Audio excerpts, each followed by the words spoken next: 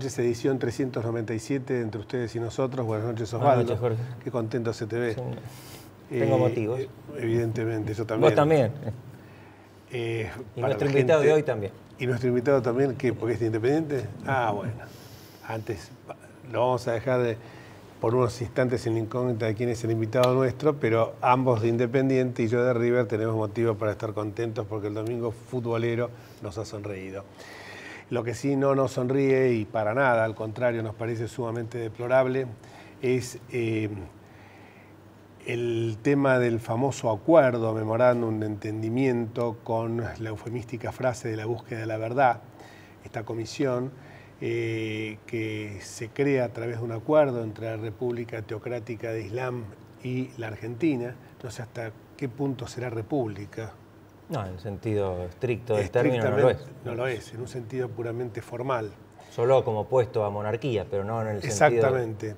En un trámite realmente exprés se aprobó en el Senado, pese a que fue bastante patética la intervención del canciller Héctor Timerman al no poder contestar muchas de las preguntas inteligentes que se hacían acerca de la necesidad de este acuerdo, que aparece como una saga de episodios que ya había denunciado unos años atrás el compañero nuestro de colegio, Pepe Liayev, en algunos medios, que estaba anticipando que esto era un entendimiento entre los dos países y que en el altar de ese entendimiento se estaba sacrificando la memoria de 85 víctimas, de 85 personas que murieron en el más salvaje atentado que ha soportado la República Argentina y que parece que a 19 años de haberse producido va quedando cada vez más sumida la posibilidad en el olvido de conocer realmente la conexión local y la conexión internacional, aunque los jueces que intervinieron en la causa, el fiscal Nisman, no hay duda que hay una conexión internacional muy fuerte con los más altos funcionarios del gobierno iraní.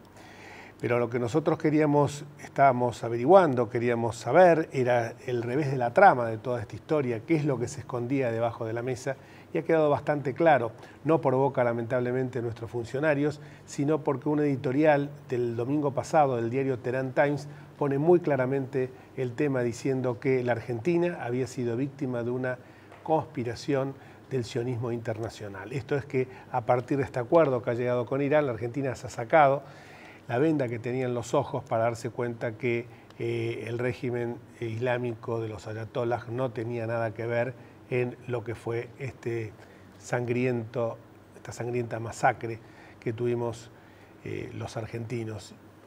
Por lo cual las infelices y desgraciadas expresiones, y por eso remarco tanto el tema de los argentinos, porque los argentinos somos todos, independientemente de la religión que profesemos, judía, católica, islámica, evangélica, la que fuera.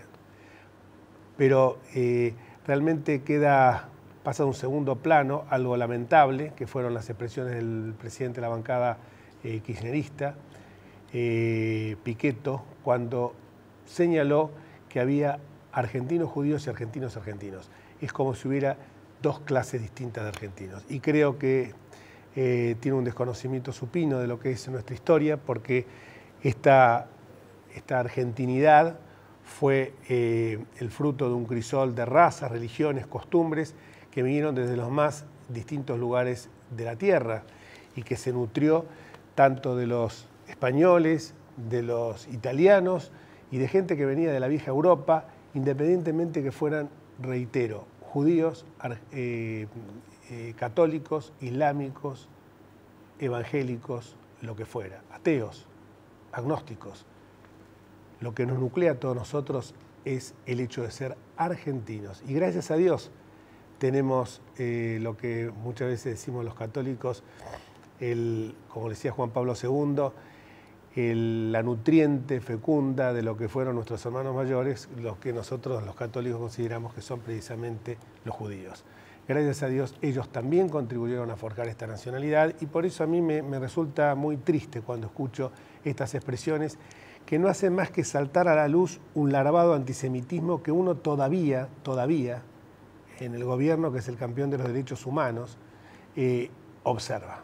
Lamentablemente, ese larvado antisemitismo a veces suele aflorar y esto es sumamente triste y desde todo punto de vista desde ya repudiable. Pero vamos a nuestro invitado del día de hoy, que quiere profundizar la búsqueda de la verdad, la búsqueda de la justicia, y ha presentado por estas horas un proyecto relativo a desclasificar algo que tendría que haber sido,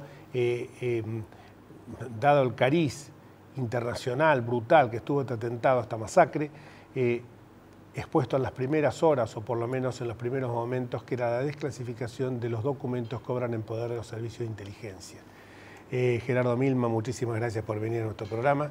De él se trata justamente, diputado del GEN, y que realmente el proyecto este que has presentado me parece que es sumamente valioso y valiente, ¿no? ¿Qué tal? Buenas noches, Jorge. Primero, compartir contigo las expresiones del senador Pichetto, como si el apellido Pichetto fuera araucano, diaguita, tehuel, cheona, digamos. La verdad que supongo que es un apellido que proviene de alguna región de Italia, con lo cual podríamos decir que es un argentino italiano en todo caso.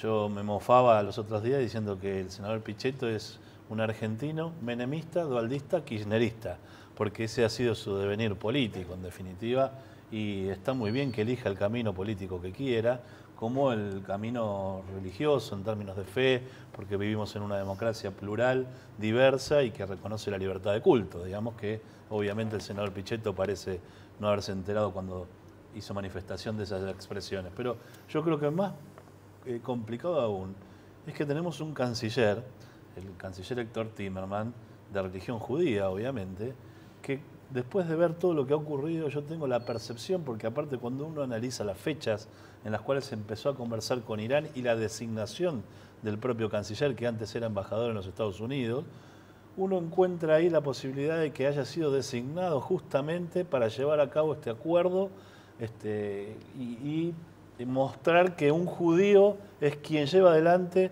en definitiva, un acuerdo que va en contra de un atentado que fue el más importante que sufrió la Argentina. Lo sufrieron argentinos de diversa fe religiosa, pero me parece que en esa visión diferenciadora de argentinos de distintos credos, el gobierno también está utilizando a una persona de un determinado credo en la negociación política con Irán. Eso me había ocurrido, pero parece una hipótesis bastante plausible. Realmente...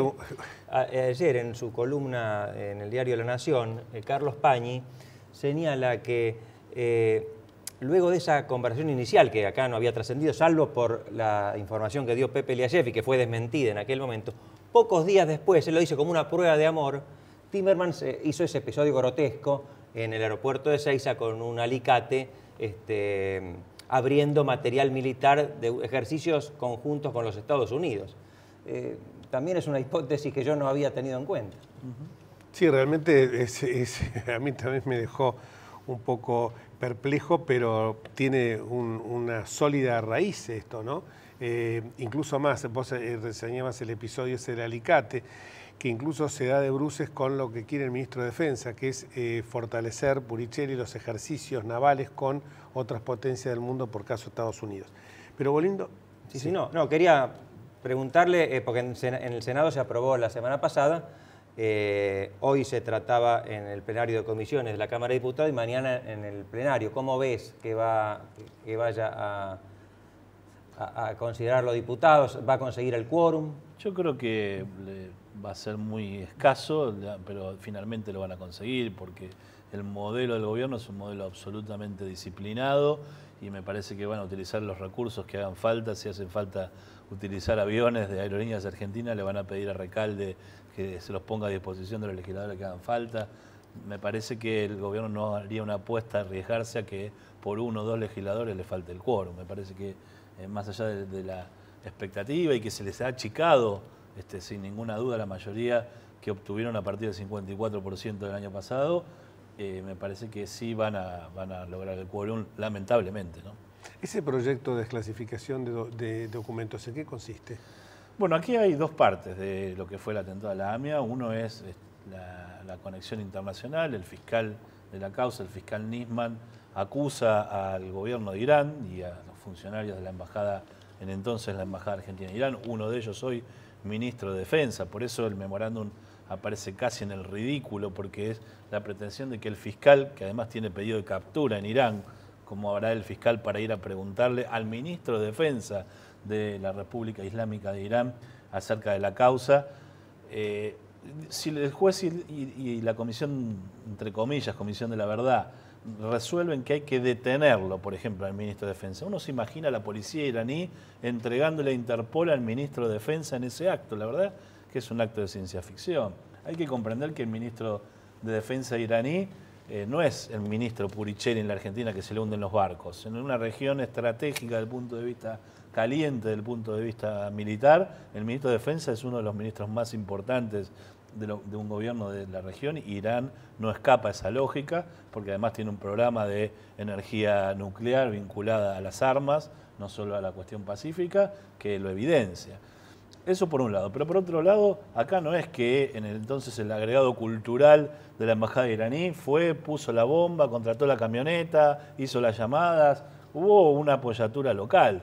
Y en definitiva esa conexión local ha sido con el paso del tiempo dejada de lado. El expresidente Kirchner promocionó una serie de decretos. Entre unos hay dos perlas. Uno es que reconoció que el Estado argentino había sido culpable del atentado por acción o por omisión, por encubrimiento de las pruebas, sobre todo en la causa, en la conexión local, que el Estado funcionó como una parte de encubridor de las pruebas y a 18, 19 años de las pruebas es muy difícil recorrer la calle Pasteur para encontrar huellas de lo que aquí sí ocurrió. Y entonces ofreció la desclasificación en esos decretos. Pero la desclasificación fue para que fuera revisada por el Estado. Entonces, en el mismo acto que reconoce que el Estado es culpable, es el Estado el que puede ver la documentación, digamos. Es que el culpable administra la documentación secreta, cuando debió exponerse a los querellantes para que pudieran utilizarlo en su demanda. Y esto no ha ocurrido, y es una demanda legítima de los familiares de las víctimas, de la propia AMIA, que es una de las querellantes, de manera tal que nosotros estamos proponiendo que estas pruebas documentales que están en la Policía Federal, en la Gendarmería, en la Prefectura, en los servicios de inteligencia, en el Ministerio del Interior, en aquel entonces el Ministerio del Interior, probablemente en la Cancillería Argentina también, puedan ser puestas a disposición de todo el público, pero en particular de los damnificados, para que puedan abordar también los responsables locales. Yo creo que más allá de este memorándum de entendimiento que nos pone en una lógica internacional, desde mi punto de vista está vinculado a una integración diplomática, de política exterior y comercial y no de justicia. Me parece que lo que sí podemos encontrar son los que viven en nuestros barrios, en nuestras casas, que están cerca de aquí y sobre el cual tenemos soberanía y potestad para ir a tenerlos. Difícilmente pase eso, de que sería, la verdad, para ponerlo en una película, que el juez Canicoba del Corral consiga detener en el momento a los 5 o 6 funcionarios iraníes. Sí, sería payasesco. Dijiste vos bien ciencia ficción. Lo que uno a veces lo subleva es el hecho que parecería que con este acuerdo, con este acuerdo se le está lavando la cara a un régimen que, según el discurso oficial, sería la antítesis de un régimen respetuoso de los derechos humanos, porque según nuestro credo kirchnerista, son los campeones del kirchnerismo de los derechos humanos. Entonces resulta incomprensible que estén de acuerdo con un régimen fuertemente autoritario, teocrático, un régimen que hace que las mujeres sean prácticamente consideradas en forma despreciable. Y uno entonces piensa, acá lo dijo muy bien Zenón Ceballos, quiero ver cómo va a votar la Argentina en la Asamblea de Naciones Unidas cuando se trate el tema del armamentismo nuclear del régimen de Teherán. Vos ves también algo escondido, ¿no? Sí, hay un alineamiento novedoso, no explícito en la discusión, en el debate. Argentina se está alineando en América Latina con Venezuela, con Ecuador, con Bolivia, dejando una alianza que para mi gusto hubiese sido mucho más sana, que es con Chile, con Uruguay, con Brasil. Y esa alianza con Venezuela implica el acuerdo con Irán. Cuando la señora presidenta hizo por cadena oficial hace 2 semanas, creo un jueves, hace 2 semanas, nos contó que enviaba como proyecto de ley, porque no es menor que este memorándum venga como un proyecto de ley, porque lo pone desde nuestro punto de vista en rango constitucional. Va a estar por encima de los códigos procesales argentinos. Es la única manera en la cual se ha encontrado que la justicia argentina tenga que hacerle caso a un mecanismo absolutamente ajeno a los procedimientos que establece nuestra legislación. Se lo pone como un pacto internacional para que tenga rango constitucional y obligar al Poder Judicial a acatar ese proyecto. Y nos cuenta la señora presidenta en esa cadena nacional, cuando envía el proyecto, que en realidad ella plantea que con este camino se va en la búsqueda de la verdad, la justicia, y ahí dice, por ejemplo, bueno, hay otros países de la región que ya tienen preexistentes, porque inclusive Brasil las tiene, relaciones preexistentes con la República Islámica de Irán. Lo que ocurre es que ni en Brasil, ni en Venezuela, ni en Ecuador, ni en Bolivia, ni en cualquiera de los países que existió la AMIA. Es un detalle que el Poder Ejecutivo no puede obviar, digamos, distintivo a lo que ocurre con otras relaciones ya habíamos internacionales. tenido 2 años antes la embajada de Israel. Así que me parece que es un detalle que es el nudo de la cuestión y parece ser obviado, digamos. Porque obviamente todos queremos que la balanza comercial argentina se incremente, y la verdad es que cuando se hacen negocios, lamentablemente o para bien, no se toman en cuenta otras, y lo hacen todas las naciones del mundo. Venden sus productos, a veces inclusive armas, y triangulan para inclusive a sus propios enemigos. Seguro. Digamos, ¿no? Lo que no se puede poner la impunidad toma y daca. Pero en todo caso, si es una discusión de política internacional, de relaciones exteriores de la Argentina, hay que darla en ese plano, no en el plano de la búsqueda de la verdad y la justicia. Ese es el engaño, digamos. Las comisiones, yo decía, por ejemplo, el memorándum tiene 9 puntos. Yo creo que los 9 son las razones por las cuales los legisladores tenemos que votar en contra. Digamos, cada uno de esos puntos esconde una mentira. Las comisiones de la verdad, que son ampliamente cuestionadas, donde se han utilizado, en realidad no han encontrado justicia en ningún lado. Justamente se hacen comisiones de verdad cuando no va a haber justicia, para que por lo menos las víctimas tengan la información de lo que ha ocurrido, a sabiendas de que no va a haber condenados, no va a haber quienes cumplan esas condenas. En realidad, la Comisión de la Verdad lo que implica es un marco de impunidad fenomenal. Lo dijeron bien los familiares. Uno de los familiares dijo muy claramente, esto es el punto final. Sí, Laura Gisbert planteó eso. Una mujer realmente me pareció muy brillante en su locución, y la verdad lamentable que el canciller dijera quién es esta. O sea, bueno. Bueno, creo que hoy tenía la oportunidad de hablar en el plenario de comisiones, Laura, y seguramente va a ser su planteo, o lo ha hecho ya a estas horas, su planteo respecto de su visión en este memorándum. Pero me parece que el canciller, bueno, yo lo califiqué como un fusible quemado a esta altura, porque desde mi lógica de que fue puesto para garantizar que la AMIA, la DAIA, la comunidad judía fueran proclives al entendimiento, me parece que a esta altura el canciller tiene poca vida. Además, si uno recuerda, bueno, el paso de la señora presidenta por los Estados Unidos, con el papelón en la Universidad de Harvard, una serie de... el canciller fue a Gran Bretaña a tratar el tema Malvinas, y se refirió a las Islas Malvinas como Islas Británicas, digamos.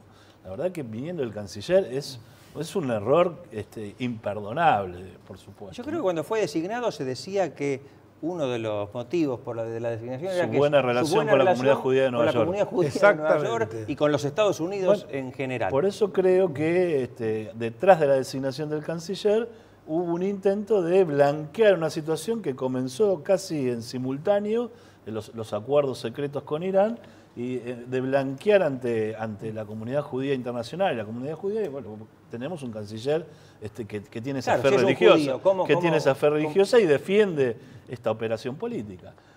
Me parece que finalmente es probable que la Cámara consiga el número. Me parece que va a haber una ruptura evidente de la comunidad judía argentina con el gobierno nacional, lo cual las consultas de opinión así lo muestran, y que es un mal antecedente para la Argentina. Yo lo siento en términos casi personales, porque a mí no me gusta hablar autorreferencialmente, trato de evitarlo, pero yo, por ejemplo, yo no conocía a mis abuelos porque fallecieron en el Holocausto. digamos, y no conocía a mis tíos, y la verdad, pensar que yo puedo hacer un acuerdo con quien niega que mis abuelos no están, digamos, es muy complejo, digamos, pensar que esa otra contraparte va a dar la verdad. Yo la verdad a Irán no le compro un auto usado, digamos, porque sinceramente tengo sospechas acerca de todas sus visiones. El propio primer ministro iraní, antes del Tehran Times, que ayer leía en una editorial en un diario que el Tehran Times miente, digamos, podría ser, digamos. Terín. El propio primer ministro de Irán manifestó hace ya más de un año que necesitaba que se despejara esta situación para avanzar con la Argentina en otro tipo de políticas comerciales. No lo digo yo, lo ha dicho el primer ministro de Irán, digamos, cuáles son los objetivos por parte del gobierno iraní. El canciller argentino un día dijo que estaba garantizado la comparecencia de los funcionarios iraníes, entre ellos el ministro de Defensa. Al día siguiente la Cancillería iraní salió a desmentirlo y hubo una presión del gobierno argentino para poder blanquear esa situación, y el canciller iraní en Moscú hizo una declaración diciendo que Teherán iba a cumplir con el memorándum. Y hubo una interpretación de la agencia oficial Telam en la Argentina diciendo que se había rectificado, cuando en realidad decía totalmente cosas. Se mintió acerca del propio comunicado de la Cancillería iraní. Digamos, hay muchas pruebas, evidencias, contundencias de que este acuerdo no va en la necesidad de la búsqueda de la verdad y la justicia. Lo importante, muchísimas gracias Gerardo, pero es mantener vivo este tema, y vos lo estás haciendo a partir de del pedido de desclasificación de los documentos que ahora en poder de los servicios de inteligencia, porque todo esto es lamentable cuando se está, la palabra es dura, pero traficando con el sentimiento, el dolor de familias enteras que quedaron devastadas. Uno cuando ve a tantos años de la tragedia, gente que va y que yo los he tratado en cargos que he tenido en el gobierno de la ciudad permanentemente, y uno la verdad compartía el dolor. Me acuerdo Chichesky, Gitterman, Sofía Gitterman, un montón de gente, ahora me vienen a la memoria esos nombres, sobre todo ellos dos. Y uno realmente veía que ese ataque tan sanguinario, tan tremendo, esa masacre había sido hecha contra el pueblo argentino, y que siempre se esquivaba, se escamoteaba la posibilidad de una verdad. Por eso creo que es muy importante lo que vos estás haciendo de mantener vivo esto. Sí, yo creo que hace falta que el gobierno ponga a disposición de los familiares todo lo que sabe, todo lo que tiene, y cambiar la visión de justicia. Digamos. Yo la escuché a la señora presidenta los otros días cuando se refirió a la tragedia de Once, y dio un mensaje. La miró a Estela Carlotto, la abuela de Plaza de Mayo, y dice: bueno, ustedes tuvieron que esperar más de 30 años.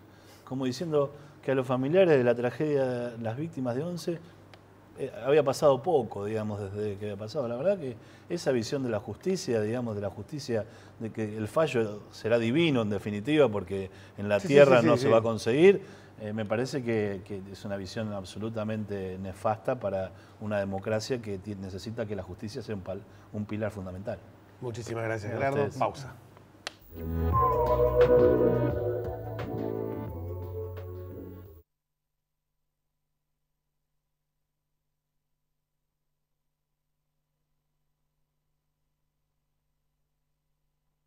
Estudia con los que saben. Carreras cortas con salida laboral. Consultor inmobiliario, tasador, martillero público y corredor. Presencial y a distancia. Instituto de Capacitación de la Cámara Inmobiliaria Argentina. www.isi.edu.ar.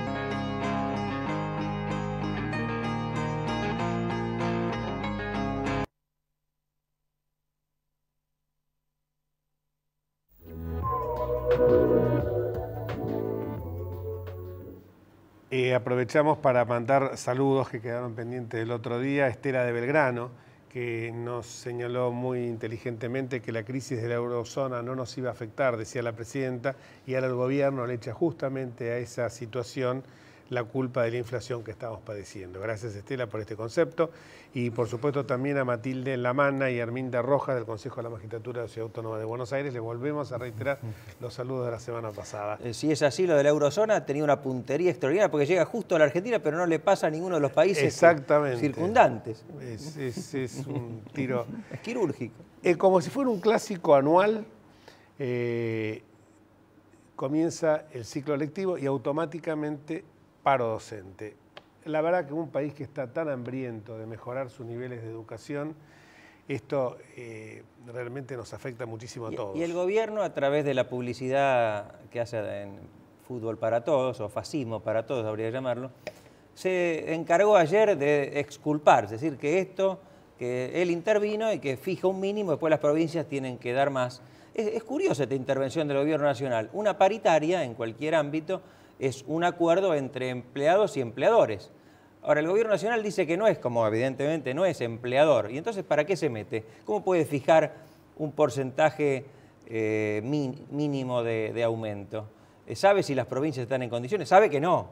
Que van a ir al pie después a pedirle, las ahoga financieramente y van a ir a pedirle ayuda para que estén más sometidas todavía políticamente.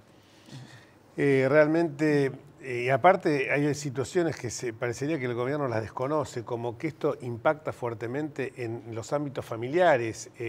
Y sobre todo en las familias más humildes, exactamente. ¿no? Que no pueden contratar una persona para que cuide a sus chicos mientras ambos padres deben salir a trabajar. Y hoy los padres no solo trabajan los dos, esto pasa en todos los sectores sociales, sino que además lo hacen con intensidad, cuestión que muchas veces los hijos, y esto no es porque uno piense que los colegios tienen que ser guarderías, pero creo que en muchos casos genera un trastorno hasta en la estructura familiar.